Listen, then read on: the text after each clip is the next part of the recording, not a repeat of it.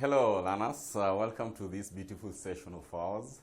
I know right now you are kind of very anxious preparing for your exams, right? Worry not, you are covered with MDarasa. We'll assist you guys where we can to make sure that you are fully prepared. So in our session today, I'll want us to revise some questions in management accounting. This concept basically, or rather the whole of this revision will assist those students doing management accounting, intermediate level CPA, those doing foundation of management accounting, ATD, and any person doing management in whichever course that you are doing. If you are at your campus level, if you are talking of NEC, you'll find that this concept is applicable to both. So to both students, or rather to all the students. So in our session today, I'll be sharing some of the questions that we'll be having on the screen. Still, under this video, you can get a link. We have a link, which if you click that link, of course, you can download all the questions and our revisions. So, to this point, you can start with the first question without wasting a lot of time. First question, I'm sharing it on the screen. As I've said that you can as well get the same question just below this video. You can get a link. If you click that link, of course, it will take you to that model paper that you are doing. So in our question number one, these are what you're asked, that Daniel Mutiso, the cost accountant of Abra Limited, feels that he's getting overworked and has recommended that a management accountant be employed to take up other responsibilities in the organization. However, the management of the company equally argues that the work is the same and that a decision to hire a management accountant is against their cost reduction policy. Required, we are told that, in the light of the above statement, explain to the management three differences between management accounting and cost accounting to help them make a fair decision. I know many a times, even in our organizations today, majority will confuse between management accounting and, of course, cost accounting. So in our class today, I want us to clearly distinguish between management accounting and, of course, cost accounting. So looking at the differences between these two, difference between management accounting, talk of differences between management accounting, management and cost accounting. That's the first question that the examiner wants us to give. So you'll find that yes, it is true. The cost accountant was right in that we're having a difference between these two. So looking at the difference, in this case, we are going to have it in form of a table, whereby we'll be talking, of course, of point of differences. So we'll be talking of point of differences here.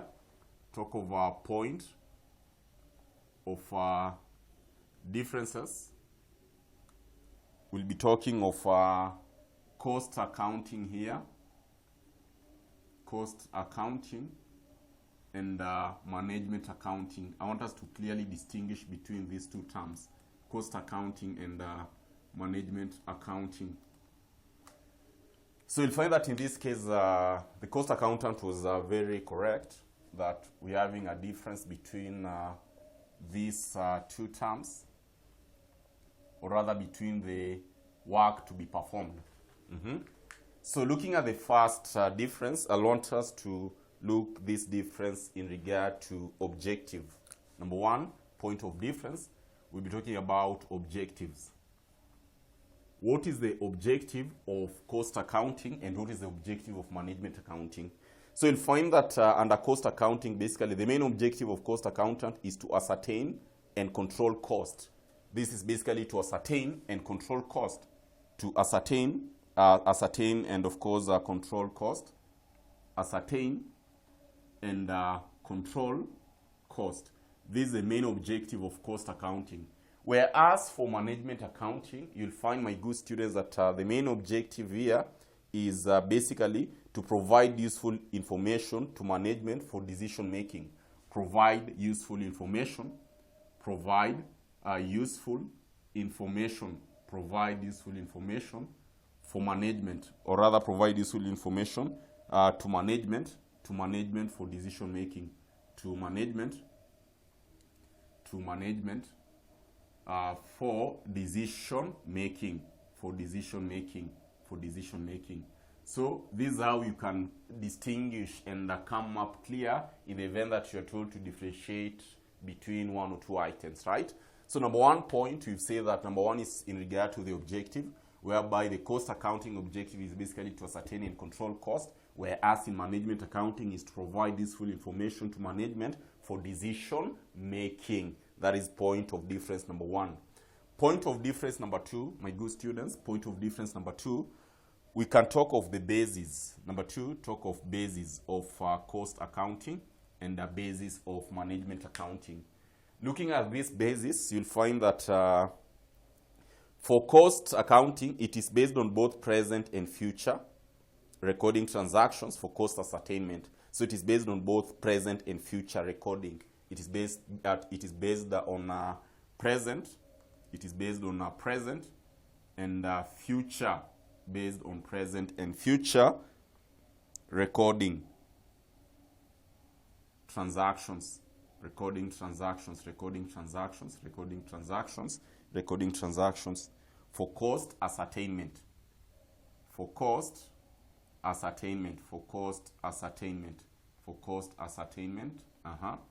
Whereas when we are talking of management accounting, you'll find that basically it is concerned purely with the transactions relating to future, because you are looking at it in terms of we want to make decisions. Of course, we can't make decisions on what we've done already, but instead you're going to make decisions on what we are going to do. So therefore, in this case, you'll find that on the basis, it is concerned purely with transactions. It is concerned purely with transactions. Concerned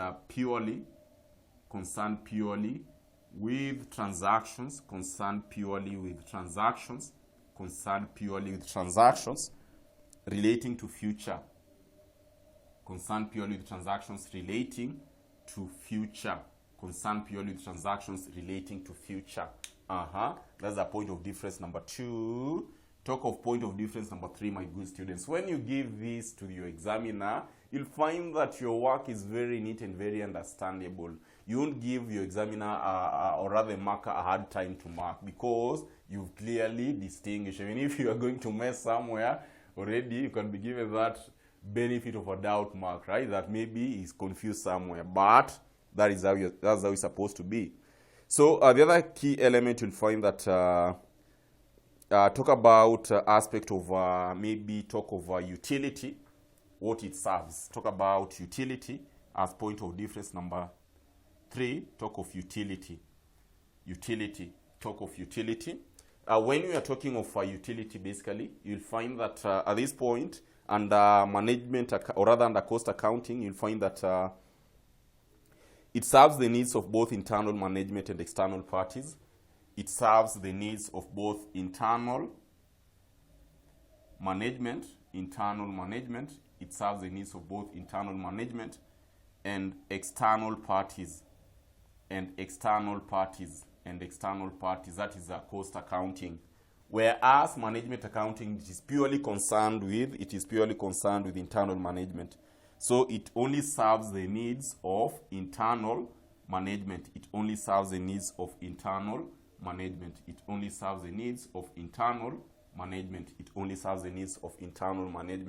So basically that is the point of difference number 3, whereby how is this information being utilized.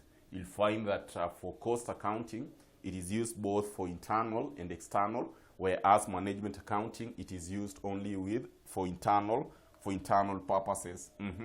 Yes, you are asked 3, but I'm going to give you a bonus, of course, so that at any given point, whenever you're having search, it should always be very, very easy on our end. So the other point of difference, maybe you can also talk about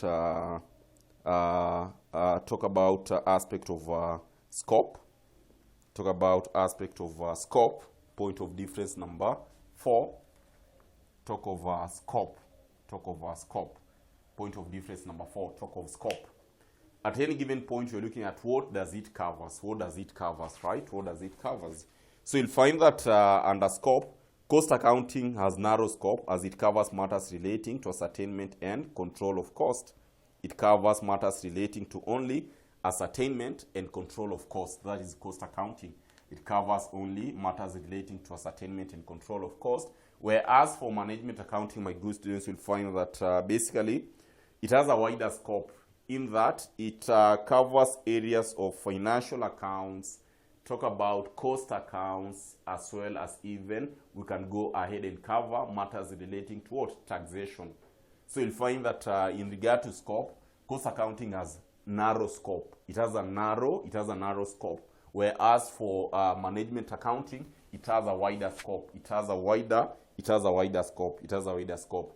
So basically that is what you're required to do in part A of the question, clearly bringing out the differences between management accounting and cost accounting, okay? So once we have that case, I'll want us to look at the other question here, the same question. Number 2 question, what are we asked? In this case, you are asked to, part B of the question, we are told that understanding of cost behavior, I believe you're able to see that question, right? You're handling it, part B of the question now. Understanding of cost behavior patterns is important in making financial planning and cost control decisions, which is very true. Required, in relation to the above statement, describe 3 ways in which costs might be classified according to behavior. Might be classified according to behavior. So generally, this will bring us to the concept of aspect of classification of cost. This will bring us to the aspect of classification of cost. And if you can recall clearly, my good students, anytime you are talking of classification of cost, what should always come at the back of our mind is aspect of cost to do with cost can be classified into so many components, which will include talk of according to the aspect of maybe we normally tend to talk of cost based according to time, cost classification based on time. We can talk of cost classification probably based on aspect of maybe how it is being used in terms of manufacturing. Talk about that is of course production. We also be talking of cost based on aspect of decision making and various components relating to the same. So in this case, the examiner wants us to describe how cost, the question was framed in relation to the above statement, describe 3 ways in which cost might be classified according to behavior. So according to behavior, basically you'll find that we just want to look at how cost will tend to change with the level of production. And generally at this point you normally tend to talk of 3 main, which I believe you're done with that. I can squeeze this question of ours. So if it is a classification of cost according to behavior, my good students, this is what you should always be having. This is what you must always be having. As I've said, that cost can be classified into so many components. Cost can be classified into so many components. So according to behavior, we just want to see how will cost behave according to our level of production. And therefore, we normally tend to have 3. So this is a cost classification according to behavior. Talk of our cost classification according to behaviors. Cost classification according to behaviors. So we normally tend to talk of 2 or rather 3 main. This will include number 1, I'll be explaining that, variable costs, commonly known as what? These are just the same as direct costs. Number 2, we will be talking of what we normally refer to it as fixed costs. And finally, number 3, talk of semi-fixed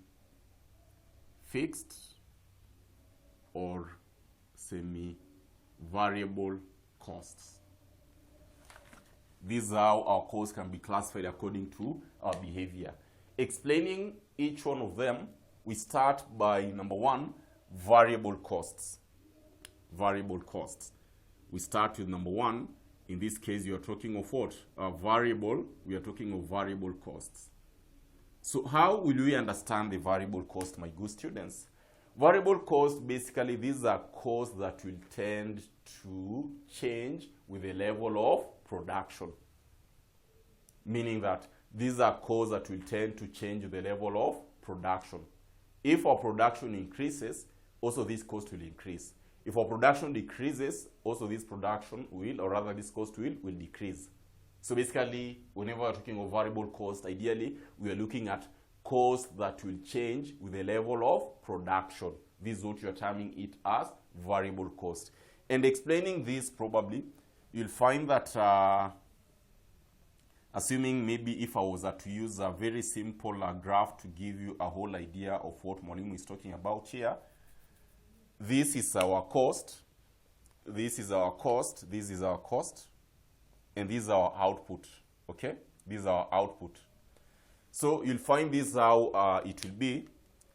If my cost, say, is talk of my cost, say like 100, maybe our figures are in thousands, 200, talk of maybe 300, talk of 400, okay? Output, maybe you're talking of 50,000, talk of 100,000, talk of 150,000, like that, okay? So you'll find that this is how our cost will behave. This is how our cost will behave. The more I produce, the higher the cost you are incurring. The higher the output, the higher the cost. The higher the output, the higher the cost. So our cost increases with the level of production. Our cost increases with the level of production. This is what you are terming it as what? As variable cost. Example of this, you normally tend to talk of material cost. The more material I purchased, in this case, you'll find that the more cost you're going to incur. The more production we have, it means the more material, and therefore, the more cost you're going to incur. So basically, that is what you are referring to as an aspect of component of behavior number one. Behavior number two, we'll be talking of fixed costs here. We'll be talking of fixed costs. Talk of fixed costs. So looking at fixed costs, basically, these are costs that will remain constant irrespective of the level of production. Costs that will remain constant irrespective of the level of production. That is to say that these costs, my good students, will not change regardless of our production. And therefore, looking at our fixed cost, in this case, this is how our cost will behave. This is how our cost will behave. So, assuming in this case I'm having the same case, I'm having our costs here. I'm having our costs, for example, at that point. In this case, I'm having our output. Okay? So, the same case will apply. Maybe you are talking of 100, maybe 200. Assuming our figures are in thousands. I talk of 300, all that. Maybe I'm having, say, like 50, talk of 100, talk of 150, and all that, talk of 200, for example. So you'll find that regardless of the level of output, in this case, my cost will remain constant. Regardless of the level of output, our cost will remain constant. So this is what you're terming it as fixed cost. Regardless of how many units you produce, our cost will remain constant. Say, for example, whenever you normally talk of rent, you'll find that if you've agreed, you'd be paying a rent of a certain amount, say like 100,000 shillings. If you produce 10 units, you're still going to pay 100,000.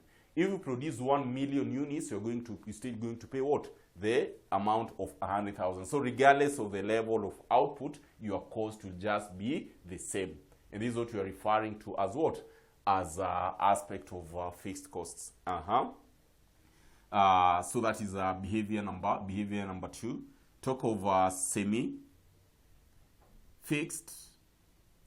or semi-variable costs. Semi-fixed or semi-variable, semi-fixed or semi-variable costs. How will these costs behave? you'll find that these are costs that will tend to be fixed up to a certain point, then they change to a certain level. And this is how we normally tend to talk of it. A good example is talk over maybe the salesman's commission, or rather salesman's salary. You'll find that salespeople are always very kind of interesting people. At this point, of course, they must always, or rather many a times they always convince customers to purchase their items, right? And of course, probably they'll be having a certain fixed amount of salary.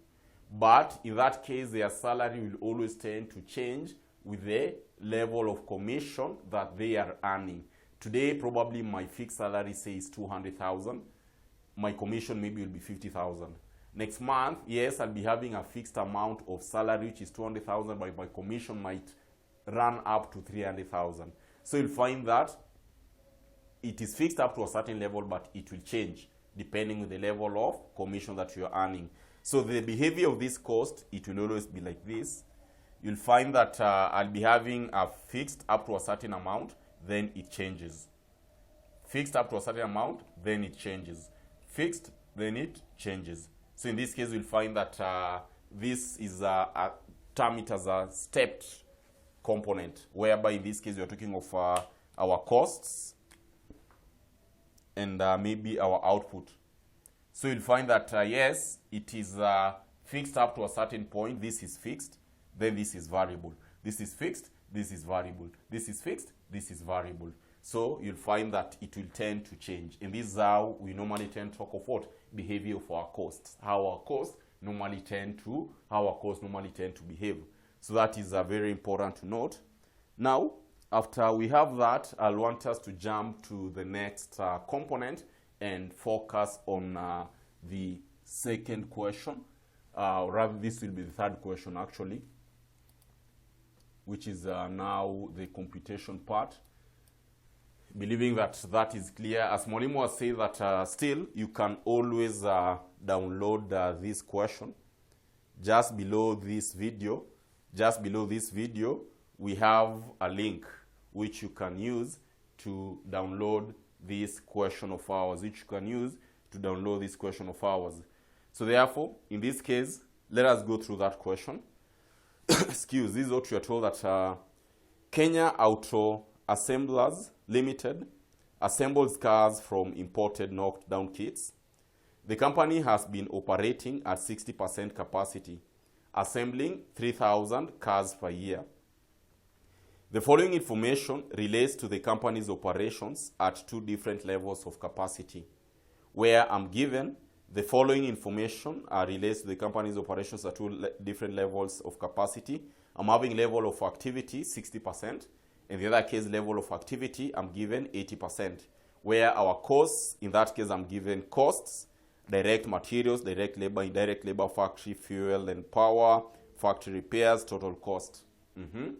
Look at the question you are asked that using the high-low method, establish the cost equations of the in the form of y is equals to a plus bx for each of the following costs for the company. That is direct materials, direct labor, indirect labor, factory fuel, as well as factory repairs. So that is the question that I'm given, my good students. When you're given such a question, of course, the first thing that you need to do is to smile. And why should you smile? You should smile because at this point, you know very well that you're dealing with cost estimation. At any time you're dealing with cost estimation, that equation is always very important. Y is equal to a plus bx. Okay? So therefore, looking at this, I'm going to squeeze it as much as possible so that it can also give us a space for us to work it out. So these are what you should be doing. Allow me to erase whatever that you're having here.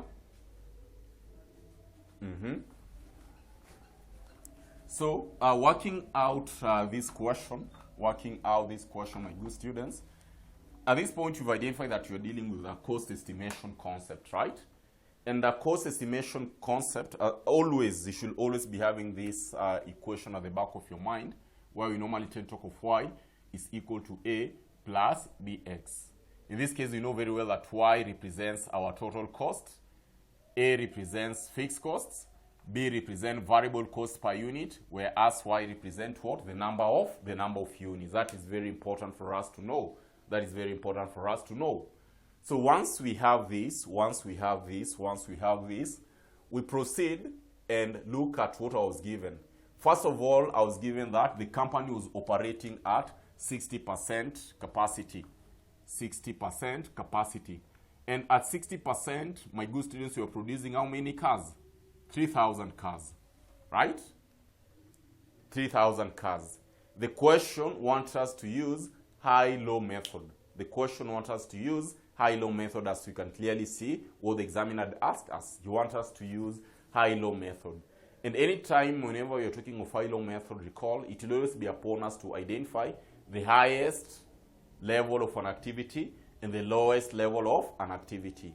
On this case, you are going to form equations which will enable us to come up with this cost predictor equation of y is equal to a plus bx. So in this case, I was given two levels of operations. I was given 60%, where we are told that at 60%, my good students, at this point, you are producing 3,000 cars. And the good examiner here had also given us what? 80% level of operation. So if at 60%, we are producing 3,000 cars, my good students, what about at 80%? How many cars will we be producing at 80% level of operation? So that will be easy, because whatever that you're going to do here, to determine at 80%, of course, we should cross multiply. And therefore, we should be having, 3,000 by 80, we divide by 60. This should give us how many cars? This should give us roughly like 4,000 cars, right? So I'm having 4,000 cars. So at 80%, we can clearly and comfortably say that we will be producing 4,000 cars. We will be producing 4,000 cars.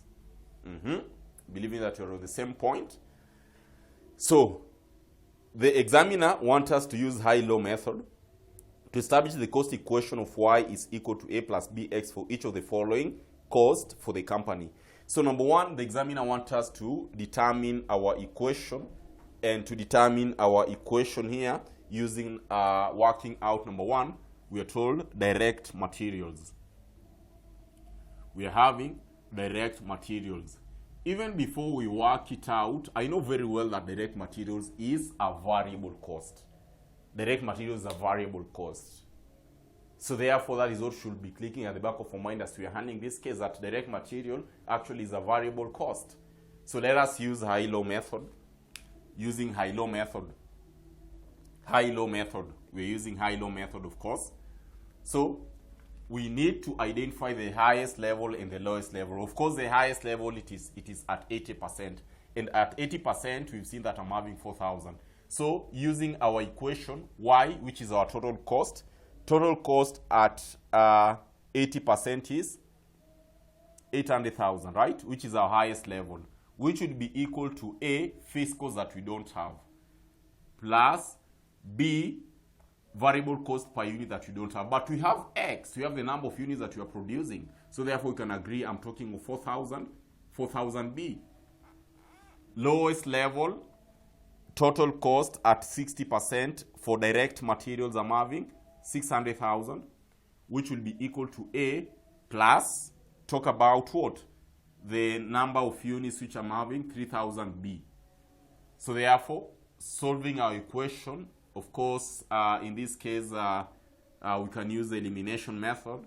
So 800 minus 200, 600, that should give us 200,000.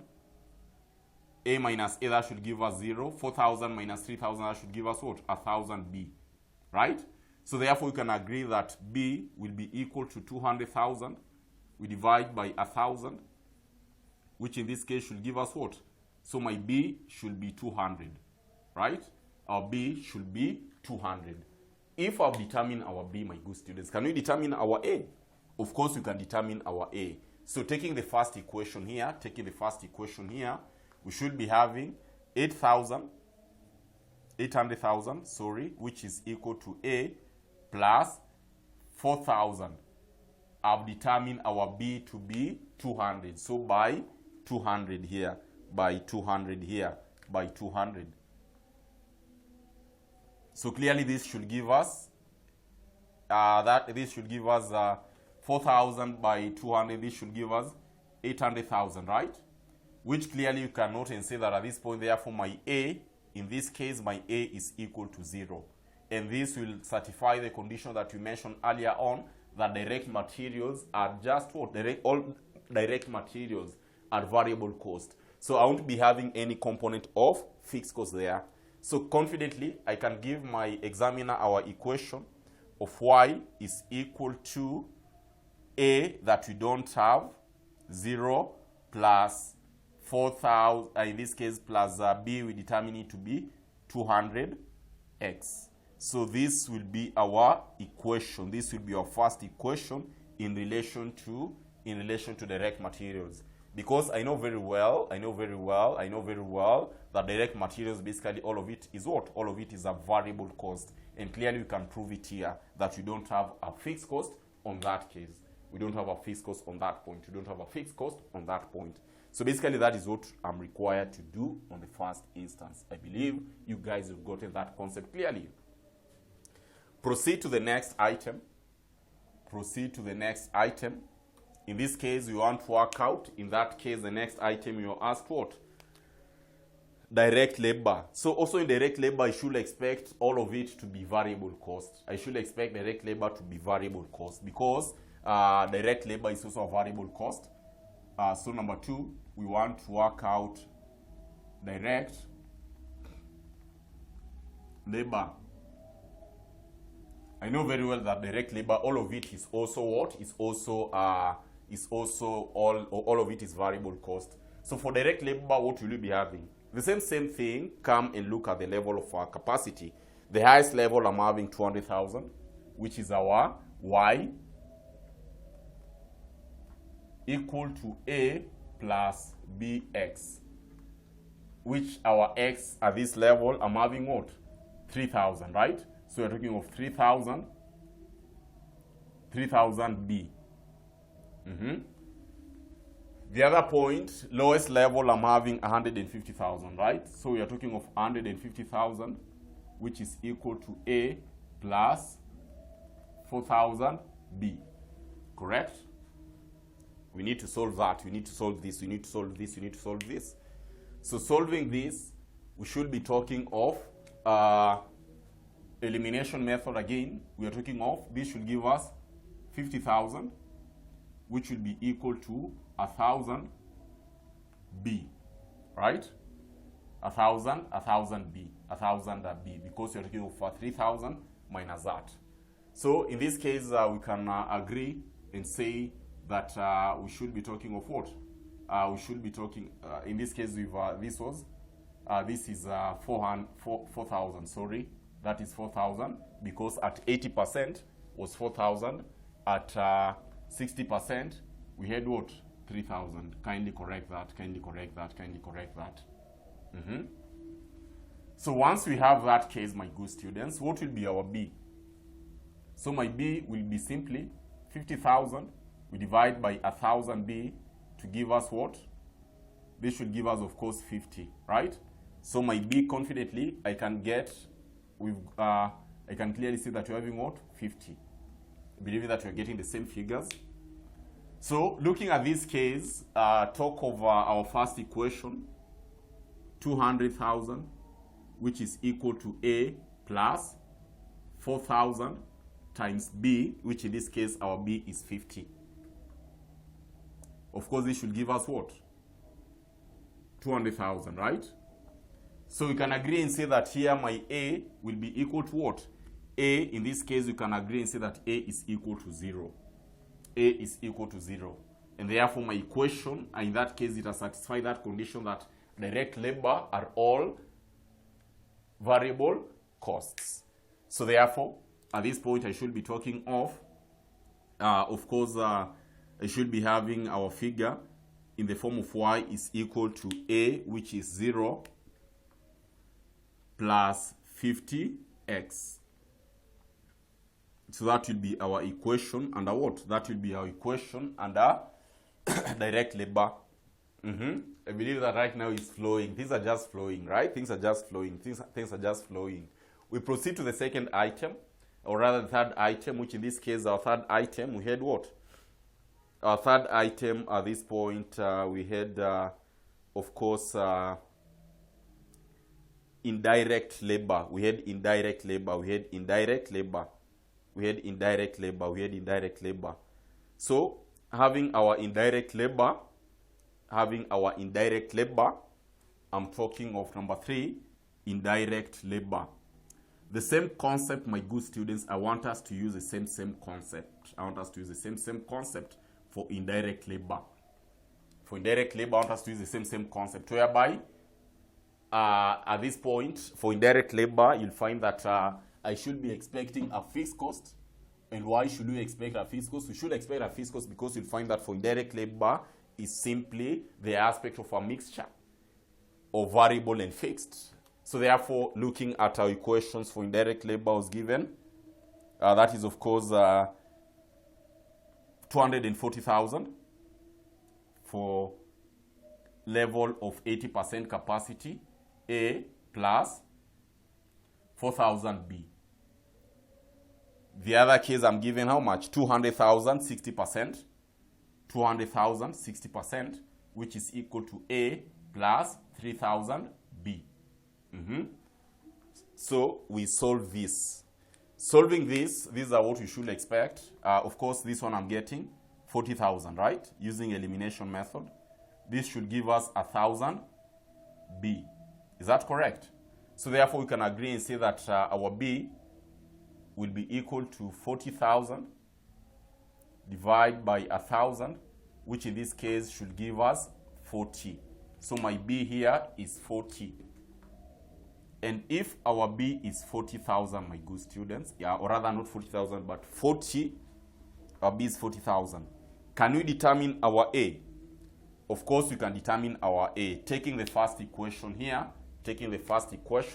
I should be talking of 240,000, which is equal to A that we don't have plus 4,000 times B that we have determined here. B is 40. So therefore, in this case, this should give us how much? This should give us 160,000, right? This should give us 160,000. So clearly, we can clearly say that my A therefore will be equal to, believe that is still visible. Okay, so we can clearly say that my A here will be equal to 240,000 minus 160,000, which will give us our A to be 80,000, right? Our A to be 80,000. Our A to be 80,000. So, having our A to be 80,000, we can clearly come and determine our equation here. We can clearly come and determine our equation here. So therefore, my equation, I should be talking of Y, which is equal to A, 80,000, okay, plus B, 40, X. And therefore, this will be our equation. Therefore, this will be our equation. Therefore, that will be our equation, okay? So to this point, my good students, I want you to attempt factory fuel and power. The same concept will apply, and factory repairs so that in our next session, I want us to meet and handle question number 2 of this revision of ours. So at that point, thank you so much, guys, and let us meet in the next session. As I've said, just below this video, if probably you're watching it via YouTube, we're having a link where you can download these questions. And actually, I'm going to put all the block model paper that you can have, all the block revisions that you can always have, maybe you can use to revise. As well as for those who are using, of course, our platform, Mdarasa, you can get the PDF directly and just download the PDF and to have these questions as well. So to this point, guys, thank you so much. And let us meet in the next session whereby we are going to handle question number 2 of our revisions. Thank you.